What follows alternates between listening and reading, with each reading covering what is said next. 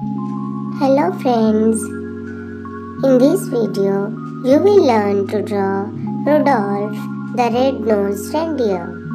So come on, let's begin. First, draw the head like this and then draw the horns.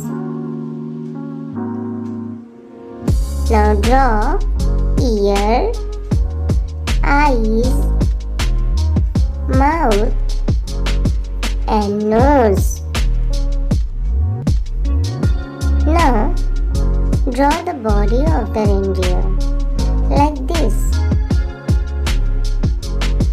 Then draw legs like this. Now draw the other two legs. Now it's time to add some detail in the legs and draw the neck of the reindeer.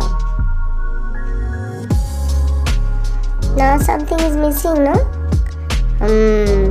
Draw the tail and draw the bell in his neck. And our Rudolph reindeer is ready.